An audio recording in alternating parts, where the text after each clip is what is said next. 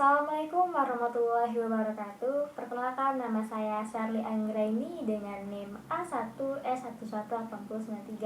Di sini saya dari kelas R002 dengan mata kuliah pengajaran psikologi bimbingan.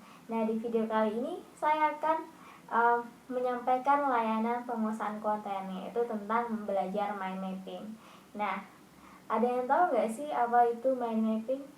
Nah, jadi mind mapping atau peta pikiran adalah sebuah metode untuk mengumpulkan informasi secara keseluruhan dan juga cara mencatat yang kreatif melalui pemetaan peta pikiran berbentuk percabangan yang dituangkan langsung ke dalam media tulis. Nah, mind mapping adalah suatu media pembelajaran menggunakan satu teknik mencatat yang mengembangkan gaya belajar visual.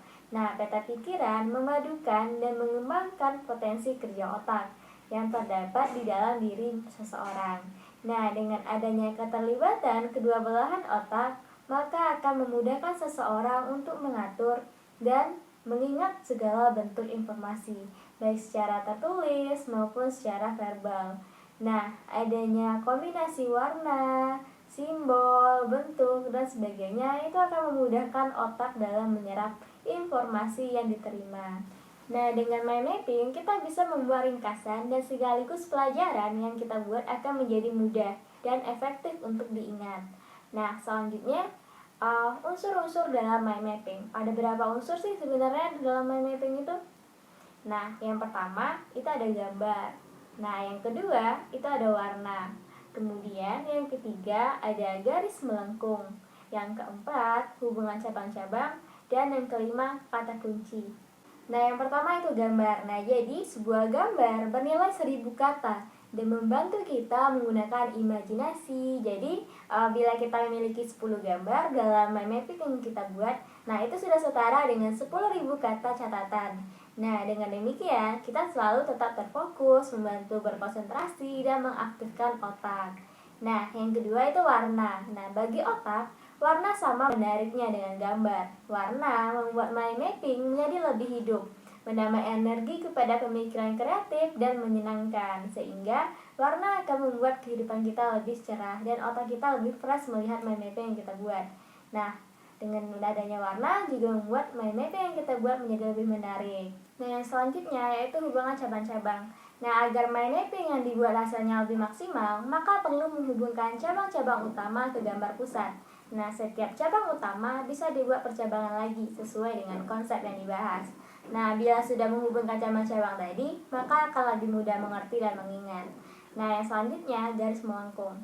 Nah, kemudian dalam membuat mind mapping tersebut, maka lebih baik membuatnya dengan garis melengkung, bukan garis lurus. Mengapa? Karena garis lurus akan membosankan otak.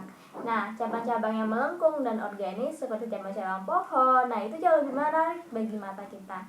Nah, yang selanjutnya kata kunci. Nah, kata kunci dalam mind mapping yang kreatif tersebut perlu menggunakan satu kata kunci untuk setiap garis.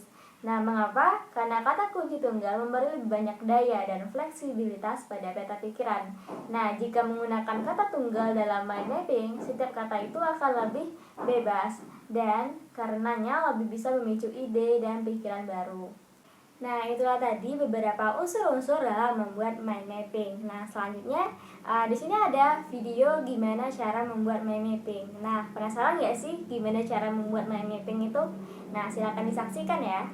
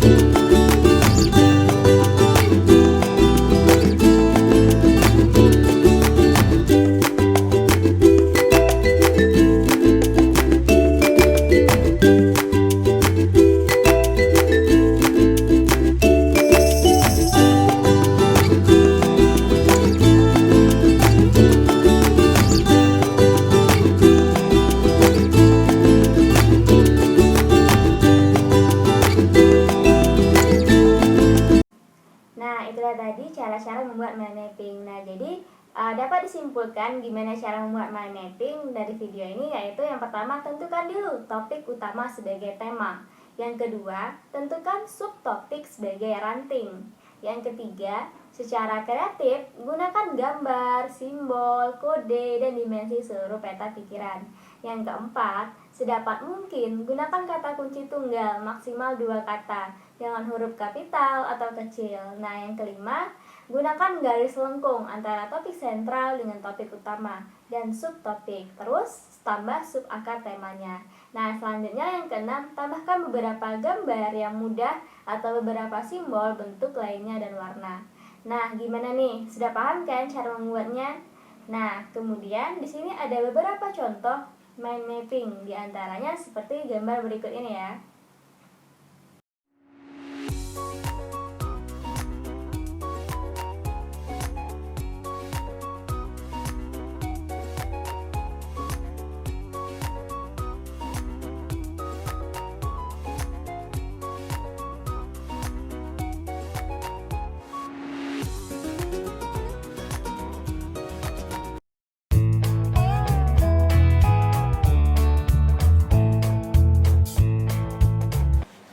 Untuk membuat mind mapping, yang pertama kita buat dulu judul, misalkan liburan keluarga.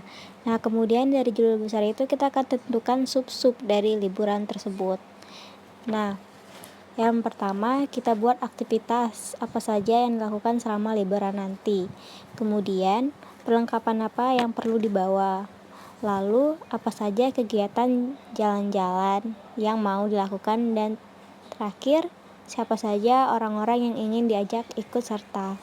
Nah, perhatikan bagaimana cabang-cabang ini dibuat secara simpel, secara sederhana, menggunakan cabang-cabang yang berwarna dan judul untuk masing-masing cabang tadi. Kemudian kita akan mengembangkan catatan ini untuk aktivitas. Kegiatan apa saja yang bisa dilakukan selama liburan nanti. Apakah itu misalnya berkuda atau kegiatan renang, bisa juga belanja, atau sambil main bola. Inilah beberapa aktivitas apa saja yang ingin dilakukan. Kita buat sub-subnya, dan jangan lupa buat gambar hubungan antara aktivitas tadi dengan apa yang kita buat di catatan ini. Lalu kita lanjutkan bagian berikutnya, yaitu perlengkapan. Apa saja perlengkapan yang perlu dibawa, misalnya sepatu, dan buat gambar sepatu. Kemudian perlengkapan apa saja yang perlu dibawa selanjutnya, yaitu kaos. Nah, kemudian kita juga bisa membawa baju renang, dan juga butuh sendal.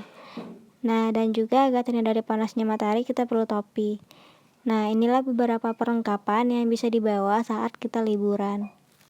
Bagian berikutnya, siapa saja orang-orang yang mau diajak ikut liburan. Nah, misalnya kita bisa mengajak ayah, nah, ataupun ibu. Kemudian bisa juga mengajak paman, dan selanjutnya sepupu. Nah, di sini ada beberapa orang yang bisa kita ajak. Nah, atau kita juga bisa menambahkan teman. Kita bisa mengajak teman kita untuk ikut bergabung selama liburan. Sehingga dengan adanya teman membuat liburan kita lebih mengasihkan. Nah, selanjutnya bagian berikutnya yaitu jalan-jalan. Nah, misalnya kita mau pergi ke pantai. Nah, kita buat gambar tenda sama minuman segarnya. Dan kemudian kita mau pergi ke mall. Nah, kita buat gambar gedung mallnya. Nah, selanjutnya atau kita ingin pergi ke waterpark. Nah, bisa juga kita ingin bermain ke taman. Nah, jadi inilah aktivitas jalan-jalan yang ingin direncanakan di liburan ini. Nah, sangat gampang sekali membuat mind mapping tentang liburan keluarga. Demikian pembahasan tentang belajar mind mapping. Nah, dapat saya simpulkan dari materi belajar mind mapping ini, jadi mind mapping adalah sebuah metode untuk mengelola informasi secara keseluruhan melalui pemetaan peta pikiran berbentuk percabangan yang dituangkan langsung ke dalam media tulis, baik kertas maupun digital. Nah, manfaat dari mind mapping ini yaitu untuk mempermudah proses pengingatan, mempercepat proses pencatatan karena hanya menggunakan kata kunci. Nah, kemudian memudahkan mengingat suatu informasi utama karena tema utama tadi terdefinisi dengan jelas di tengah-tengah. Nah, itulah materi yang dapat saya sampaikan pada layanan penguasaan konten ini. Sekian materi dari saya akhiri, wabillahi taufiq wa hidayah. Wassalamualaikum warahmatullahi wabarakatuh. Terima kasih.